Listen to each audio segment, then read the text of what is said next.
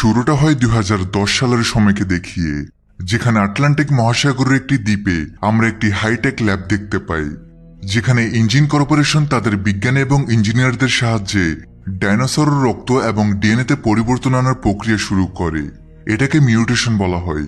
Engine corporation এখানে dinosaur তৈরি করে ফেলেছে। তারা চায় যে ডাইনোসররা এই পরিবেশ এবং এই সময়ের নিজেদের মানিয়ে নিক। একই সাথে তারা তাদের আরো শক্তিশালী করতে চায়, যার জন্য তারা ক্রমাগত এক্সপেরিমেন্ট করতে থাকে। এই এক্সপেরিমেন্টের সময় তারা একটি টিউরেক্সের ডিএনএ পরিবর্তন করার চেষ্টা করে। তখনই সেখানে একজন কর্মীর দ্বারা ভুল হয়ে যায় এবং তার ভুলের কারণে সেখানে একটি ভয়ঙ্কর বিপর্যয় নেমে আসে। এই পুরো প্রক্রিয়া চলাকালীন মেশিনগুলোতে সমস্যা দেখা দেয়। টিরেক্স এখন একটি নতুন বিপজ্জনক মনস্টারের রূপ নিয়েছে। সে জেগে উঠে, এরপর সে পুরো ল্যাবের ধ্বংসযজ্ঞ চালায় আর বিজ্ঞানীদের মেরে ফেলে। সবাইকে এই জায়গা ছেড়ে যেতে হয়। পুরো ল্যাবের রহস্য এবং এখানে যা কিছু হয়েছে তার সময়ের সাথে সাথে চাপা পড়ে যায়। 17 বছর পর্যন্ত কেউ দ্বীপে আসে না। 17 বছর পর আমরা মার্টিন নামের এক লোককে দেখি। সে একটি অনেক বড় ফার্মাসিউটিক্যাল কোম্পানিতে হাই লেভেল এক্সিকিউটিভ। কোম্পানির নাম পাকাতজেনিক্স। এই কোম্পানি বিশ্বের সবচেয়ে মারাত্মক রোগের চিকিৎসা খোঁজার জন্য বিখ্যাত। কিন্তু এই মুহূর্তে বিশ্ব আরও একটি নতুন গুরুতর স্বাস্থ্য সমস্যায় ভুগছে। একটি অদ্ভুত এবং দ্রুত ছড়িয়ে পড়া হৃদরোগ, যা সাধারণ মানুষের জন্য এখন স্বাভাবিক হয়ে উঠেছে। পাকাতজেনিক্সের রিসার্চ ডিপার্টমেন্ট আশঙ্কা করে যে আগামী কয়েক বছরের মধ্যে এই রোগটি বিশ্বের 20% জনসংখ্যাকে গ্রাস করবে। অর্থাৎ প্রতি 5 জনের মধ্যে একজন এই রোগে আক্রান্ত হবে। এবং এমন পরিস্থিতিতে যদি কোনো কোম্পানি এই রোগের চিকিৎসা খুঁজে বের করে, তাহলে তার ওষুধের চাহিদা সারা বিশ্বে প্রচুর পরিমাণে বেড়ে যাবে। এই জন্য এই কোম্পানি একটি নতুন মিশন শুরু করে। এমন একটি মিশন যেটা কেবল তাদের শুধু মেডিকেল সায়েন্স বিপ্লব আনার সুযোগই দিবে না, বরং $1 বিলিয়ন আয়ও করাবে। এখন কোম্পানি যখন এই বিষয়ে গভীরভাবে গবেষণা করে, তখন তারা একটি চমকপ্রদ সম্ভাবনা দেখতে পায়। আর সেটা হলো ডাইনোসর। কারণ তাদের শরীর অনেক বড় এবং তাদের শরীর অনুযায়ী তাদের হার্টও হয়, এবং এর চারপাশে মোটা মোটা মাংসপেশি থাকে, যেখান থেকে রক্ত সঞ্চালনের পুরো সিস্টেমটি পরিচালিত হয়। আসলে এই সবকিছু মানুষের হৃদরোগের চিকিৎসার জন্য এক অন্যান্য মডেল। পাকাতজেনিক্স বিশ্বাস করে যে যদি আমরা ডাইনোসরের রক্ত সংগ্রহ করতে পারি, বিশেষ করে তাদের হৃৎপিণ্ডের কোষের সাথে যুক্ত জৈব কাঠামো, তাহলে তা দিয়ে একটি কার্যকর ওষুধ তৈরি করা যাবে, যেটা মারাত্মক রোগকে মূল থেকে নির্মূল করে দিবে। তাই এই ঝুঁকিপূর্ণ মিশনটি সম্পূর্ণ করার জন্য কোম্পানি পুরো দায়িত্ব মার্টিনকে দেয়। তাকে একটি টাস্কও দেয়া হয়, আর সেটি হলো 3টি ভিন্ন প্রজাতির ডাইনোসরের রক্ত নিয়ে আসা, যার মধ্যে একটি সমতল ভূমিতে চলাচল করে, দ্বিতীয়টি পানিতে থাকে এবং তৃতীয়টি বাতাসে উড়ে। অর্থাৎ এই মিশনের জন্য তাকে 3 ধরনের ডাইনোসরের প্রজাতিকে ট্র্যাক করতে হবে আর তাদের ধরে রক্তের নমুনা সংগ্রহ করতে হবে। কিন্তু এই কাজটা এত সহজ নয়, কারণ এই ডাইনোসররা বিশ্বের সবচেয়ে বিপজ্জনক এবং নিষিদ্ধ এলাকায় বাস করে। মার্টিন জানে যে এই মিশন সে একা করতে পারবে না, তাই সে কিছু বিশেষজ্ঞের একটি দল গঠনের সিদ্ধান্ত নেয়। এই কারণে সে প্রথমে জোরারের সাথে দেখা করে, যে আসলে একজন প্রাক্তন বিশেষ বাহিনীর কমান্ডো। জোরা শুধু একজন সৈনিকই নয়, বরং সে জঙ্গলে টিকে থাকা এবং হাইটেক অস্ত্রের ব্যবহার করার পাশাপাশি সব ধরনের বিপদ মোকাবেলা করতে পারে। আর এই কারণে মার্টিন মনে করে যে এই মিশন যদি তার সাথে মিলে কেউ শেষ করতে পারে, তাহলে সে হলো জোরা। জোরাকে নিজের দলে অন্তর্ভুক্ত করার জন্য মার্টিন তাকে সরাসরি $10 মিলিয়ন অফার দেয়, যা সত্যি অনেক বড় একটি অঙ্ক। কিন্তু জোরাকে এর চেয়ে বেশি আকর্ষণ করে এই মিশনের অ্যাডভেঞ্চার। মার্টিন যখন তাকে পুরো মিশনের বিস্তারিত জানায়, তখন তাকে পরিষ্কার করে দেয় যে সবকিছু সম্পূর্ণ আনঅফিশিয়াল ভাবে হবে। অর্থাৎ এটি একটি সিক্রেট অপারেশন, যার জন্য কোনো সরকারি অনুমতি নেই এবং কোনো নিরাপত্তাও নেই। আর এটাই এই মিশনের সবচেয়ে বড় চ্যালেঞ্জ, কারণ কোনো দেশের সরকারই ডাইনোসরের এলাকায় যাওয়ার অনুমতি দেয় না। এই মিশনের সফলতা এই বিষয়ের উপর নির্ভর করে যে তাদের পুরো দল গোপনে সে এলাকায় প্রবেশ করবে যেখানে ডাইনোসর আছে, এবং তাদের রক্তের নমুনা নিয়ে ধরা না পড়ে সেখান থেকে বেরিয়ে আসবে। এখন জোরা দলে যোগ দিয়েছে, কিন্তু মার্টিন আরও একজনকে তার দলে অন্তর্ভুক্ত করতে চায়। আর সে হলো ডক্টর হেনরি, যে একজন প্যালিওন্টোলজিস্ট, অর্থাৎ এমন একজন বিজ্ঞানী যে পুরনো বিষয় নিয়ে গবেষণা করে। তার ডাইনোসরের সম্পর্কে অনেক গভীর জ্ঞান রয়েছে। আর যখন হেনরিকে সে পুরো মিশনের ব্যাপারে বলে, তখন সে এই মিশনে যোগ দেয়। হেনরি জানে তাদের যে 3 ডাইনোসর চাই তাদের মধ্যে হচ্ছে মোসাসরাস, যে থাকে সমুদ্রে, তারপর হচ্ছে টাইটানোসরাস, যাকে আমরা পাবো মাটিতে, আর সর্বশেষ আকাশে পাবো আমরা ক্যাটজল কোয়াটলেস ডাইনোসরকে। এটা সবার বড় ডাইনোসর। এরা সবাই 100 বছরের উপরে বেঁচে থাকে। আসলে হেনরির টাকার কোনো লোভ নেই, বরং সে ডাইনোসরদের কাছ থেকে দেখতে চাই। কিন্তু এত বড় মিশনের জন্য 3 জন যথেষ্ট নয়। তাই জোরা তার আরো 2 জন সঙ্গীর সাথে মার্টিনের পরিচয় করিয়ে দেয়, যারা আগে জোরের সাথে কাজ করেছে। এদের মধ্যে একজন ফাইটার ববি এবং অন্যজন নেভিগেটর ডাঙ্কান। মার্টিন এই 2 জনকে তার দলে অন্তর্ভুক্ত করে নেই এবং এখন এই পুরো দলে 5 জন সদস্য হয়েছে। ডাঙ্কানের কাছে তার বোট আছে, কিন্তু তারা সেই দ্বীপ থেকে রওনা হওয়ার আগেই ডাঙ্কান তার আরো 2 সঙ্গীকে ডেকে নেয়, যাদের মধ্যে একজন মেয়ে যার নাম নিনা, সেও একজন ফাইটার, এবং অন্যজন একজন অভিজ্ঞ নাবিক। আর এখন এই 7 জন সে দ্বীপের দিকে এগিয়ে চলে। ছোট্ট একটা ব্রেক দিয়ে আবার মূল ভিডিওতে ফিরে যাচ্ছি। বর্তমানে বিশ্বের অন্যতম জনপ্রিয় বিশ্বস্ত অনলাইন বুকমেকার প্ল্যাটফর্মের সাথে তোমাদের পরিচয় করে দিতে চাই, যার অফিসিয়াল পার্টনার হচ্ছে সিরিয়া এবং পিএসজি। এই অ্যাপে তুমি সমস্ত লাইভ ম্যাচের ফলাফল এবং লাইভ ম্যাচ দেখতে পারবে, এমনকি তুমি স্কোর অনুমান করতে পারবে। এই অ্যাপে রয়েছে ক্র্যাশ গেম থেকে শুরু করে online salt, live match streaming এবং রিয়েল টাইম গেমিং, যেখানে তুমি আইফোন, ল্যাপটপ, এমনকি বিএমডাব্লিউ এর মতো পুরস্কার জিততে পারো। কিন্তু সবার সেরা পছন্দ অবশ্যই চিকেন রোড। এই গেমটি খেলে সবাই দারুণ এনজয় করে, তাই যদি তুমি এখন এটি ট্রাই করে না থাকো তাহলে মিস করছো। আর সবচেয়ে ভালো বিষয় হচ্ছে নতুন ইউজাররা আমার প্রোমো কোড ব্যবহার করে সাইন আপ করলে 26,000 টাকা পর্যন্ত বোনাস এবং ফ্রি স্পিন পেতে পারে। আর যেটা টাকা তুমি চাইলে বিকাশ, রকেট, নগদ ব্যাংক এবং অন্যান্য সহজ পদ্ধতির মাধ্যমে খুব সহজেই তুলে নিতে পারো। তাহলে আর দেরি কিসের? রেজিস্ট্রেশনের জন্য পিন কমেন্টে থাকা লিঙ্কে ক্লিক করো অথবা গুগলে গিয়ে অনুসন্ধান করো, আর রেজিস্ট্রেশনের সময় প্রোমো কোড ব্যবহার করে বোনাস পাও। এটি শুধুমাত্র একটি বিজ্ঞাপন। এই ধরনের অ্যাপে আর্থিক ক্ষতির সম্ভাবনা আছে, তাই এই ধরনের অ্যাপ থেকে দূরে থেকো। অন্যদিকে সমুদ্রে আমরা আরেকটি বোট দেখতে পাই, যেখানে রিউভেন, তার 2 মেয়ে এবং তার বড় মেয়ের বয়ফ্রেন্ড ছিল। আসলে তারা ঘুরতে ঘুরতে এক দ্বীপ থেকে অন্য দ্বীপের দিকে যেতে থাকে। তখনই তাদের বোটের সাথে কিছুর ধাক্কা লাগে এবং পানির উপরে একটি অত্যন্ত ভয়ঙ্কর প্রাণী উঠে আসে, যে আর কেউ নয় বরং সে ভয়ঙ্কর মোসাসরাস, সে সামুদ্রিক ডাইনোসর, যার খোঁজে মার্টিন তার দল নিয়ে এখানে এসেছে। মোসাসরাস তাদের বোটটি উল্টে দেয়।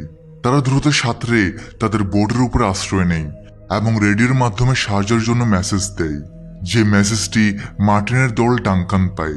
সে লোকেশন দেখে, যা এখান থেকে 45 কিলোমিটার দূরে, সেই দ্বীপের কাছেই যেখানে তারা যাচ্ছে। কিন্তু যখন সে এই কথাটা মার্টিনকে জানায়, তখন মার্টিন বলে যে আগে আমাদের ডাইনোসর রক্তের নমুনা নিতে হবে, কারণ তা দিয়ে আমাদের পুরো বিশ্বকে বাঁচাতে হবে। এরপরে আমরা কারো সাহায্য করতে পারবো। কিন্তু ডাঙ্কান বলে যে তাদের সাহায্যের প্রয়োজন আছে। আমরা যদি সময়মতো সেখানে না পৌঁছাই তাহলে তাদের জীবন চলে যাবে। তাই সে তার বোটটি সেদিকে নিয়ে চলে, যেখানে সে দেখে যে রিউভেন, তার 2 মেয়ে এবং বড় মেয়ের বয়ফ্রেন্ড তখনও সাহায্যের জন্য অপেক্ষায় আছে। দ্রুত তারা সেখানে পৌঁছে যায় এবং তারা 4 জনই এদের বোটে চলে আসে। তারা জানায় যে সমুদ্রের নিচ থেকে অনেক বড় একটি প্রাণী বেরিয়ে এসেছে, যার ছবি বা ভিডিও আমরা আজ পর্যন্ত দেখিনি, আর সে আমাদের বোটটি উল্টে দিয়েছে। মার্টিন বুঝে যায় যে ওটা মোসাসরাস, সে পানির ডাইনোসর যার খোঁজে তারা এসেছে। আর তখনই তাদের বোটের কাছেও নড়াচড়া শুরু হয়ে যায় এবং হঠাৎ করে অনেকগুলো মোসাসরাস তাদের বোর্ডের খুব কাছে চলে আসে। তাই দলের সব সদস্য এই সুযোগের সদ্ব্যবহার করার জন্য প্রস্তুত হয়ে যায়। ডক্টর হেনরি আগে থেকেই একটি বিশেষ পরিকল্পনা করে রেখেছে। তিনি ডাইনোসরের রক্ত বের করার জন্য কিছু বিশেষ কন্টেনার তৈরি করেছেন, যা দেখতে বন্দুকের কার্তুজের মতো, কিন্তু আসলে এগুলো সুইয়ের মতো, যেটা ডাইনোসরের চামড়া ঢুকে রক্ত টেনে নেয় এবং যেই মুহূর্তে কন্টেনার ভরে যাবে সেগুলো বাতাসে উড়ে যাবে এবং সেখান থেকে একটি প্যারাশুট খুলবে আর তারা সেই কন্টেনারগুলো ধরে ফেলবে। এখন যেই মোসাসরাস বোটের কাছে আসে, জোরা দ্রুত বন্দুকের কন্টেনারটি ফায়ার করে আর কন্টেনারটি ডাইনোসরের শরীরে ঢুকে যায় আর রক্ত সংগ্রহ করে প্যারাশুটের সাহায্যে বাতাসে ভাসতে ভাসতে নিচে আসে। দলের সদস্য সেটিকে ধরে ফেলে এবং এভাবে তারা প্রথম ধাপ পার করে। তারা একটি ডাইনোসর রক্তের নমুনা পেয়ে গেছে, তাই তারা সবাই এখন খুব খুশি। কিন্তু শীঘ্রই তাদের সামনে একটি নতুন বিপদ আসে। এবার পানির নিচ থেকে অন্য এক ধরনের ডাইনোসর, যেটার নাম স্পাইনোসরাস, সেটা বোটের উপর হামলা করে। এরপর তাদের সাথে থাকা ববি তার উপর গুলি চালানো শুরু করে, যা তার অনেক বড় ভুল ছিল। আর এখন স্পাইনোসরাস তার দিকে আসে এবং সবার সামনে তাকে শেষ করে দেয়। আর তখনই তেরেসা পানিতে পড়ে যায়। তাকে বাঁচানোর জন্য জেভিয়ার ঝাঁপ দেয়, আর এটা দেখে সাথে রিউভেন তার মেয়ে ইসাবেলাকে নিয়ে পানিতে ঝাঁপ দেয়। তারা সবাই সাঁতরে কাছের দ্বীপে পৌঁছে যায়। অন্যদিকে ডাঙ্কান তার বোট সামলাতে থাকে। সে কোনোভাবে বোটটিকে তীরে নিয়ে আসে, কিন্তু বোটটি তীরে আসার সঙ্গে সঙ্গেই পাথরের সাথে ধাক্কা খায়। এই কারণে বোটের অনেক ক্ষতি হয়, কিন্তু তারা সবাই সুরক্ষিত থাকে। তারা তীরে পৌঁছে গেছে, কিন্তু তখনই আবার স্পাইনোসরাস তাদের উপর হামলা করে এবং তাদের সাথে থাকা নিনাকেও মেরে ফেলে। এবার তারা তাদের দলের দুজনকে হারিয়েছে, আর এখন তাদের ফিরে যাওয়ার রাস্তাও বন্ধ হয়ে গেছে, কারণ তাদের কাছে যে বোটটি ছিল সেটাও ভেঙে গেছে।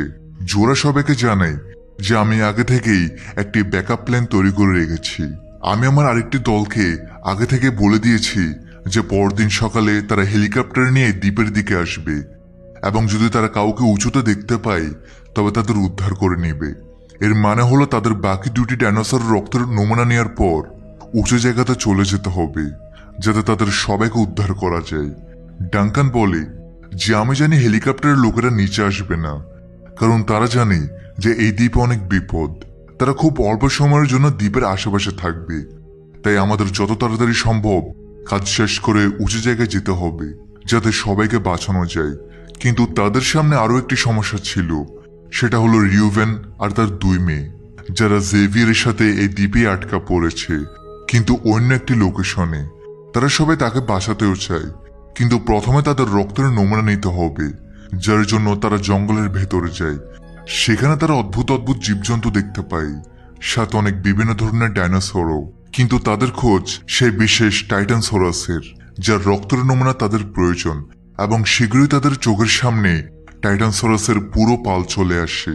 এটা দেখে তারা খুব খুশি হয় এবং আগের মতোই তারা চুপচাপ ডাইনোসরের কাছে যায়।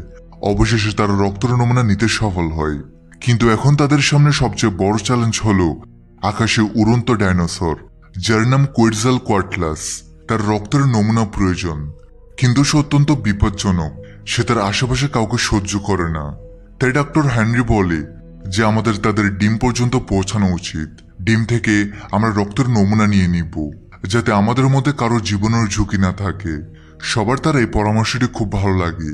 এরপর তারা উঁচু পাথরের উপর যায়, যেখানে সে উড়ন্ত ডাইনোসরের বাসা রয়েছে। সেখানে তারা ডিম পেয়ে যায়।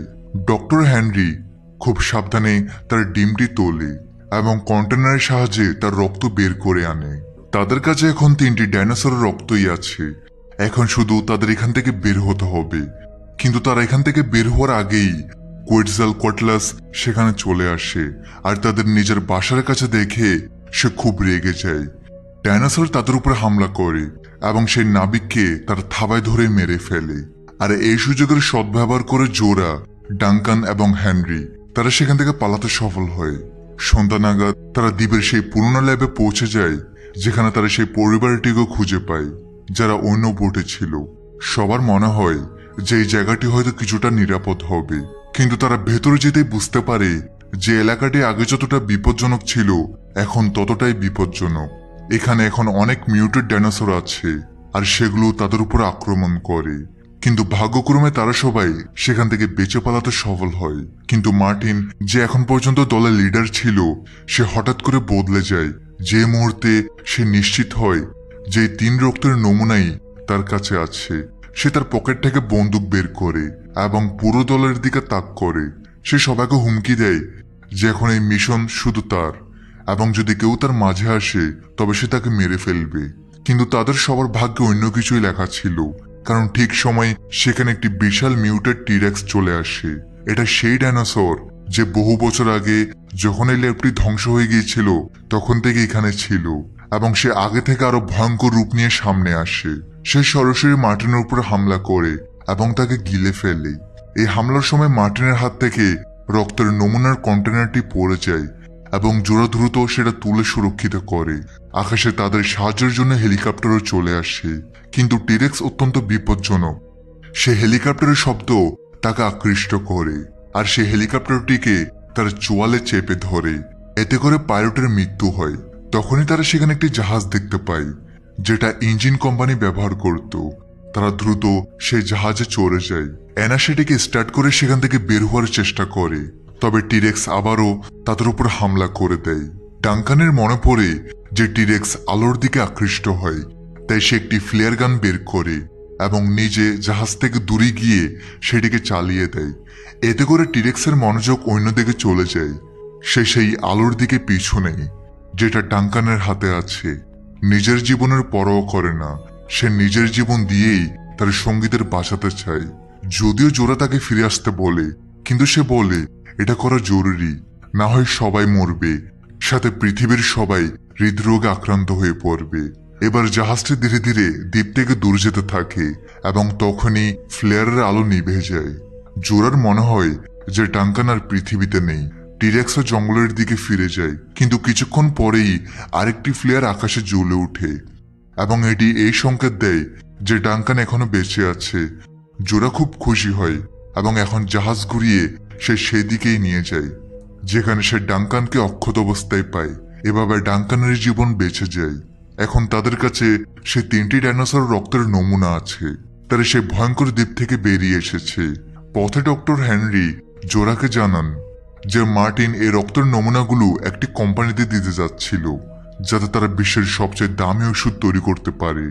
কিন্তু এমনটা করা ঠিক হবে না, কারণ এতে চিকিৎসা শুধু ধনীদের জন্যই সীমাবদ্ধ থাকবে। তাই হেনরি এবং জোরা মিলে এই সিদ্ধান্ত নেয় যে তারা এই রক্তের নমুনাগুলো বিভিন্ন কোম্পানিকে দিবে, যাতে সব কোম্পানির কাছেই সেই ভয়ঙ্কর রোগের চিকিৎসার ওষুধ থাকে। আর যখন অনেক কোম্পানির কাছে ওষুধ থাকবে, তখন বাজারে এর দামও অনেক কমবে আর প্রত্যেক মানুষ হৃদরোগ থেকে মুক্তি পাবে। আর এর সাথে এই মুভিও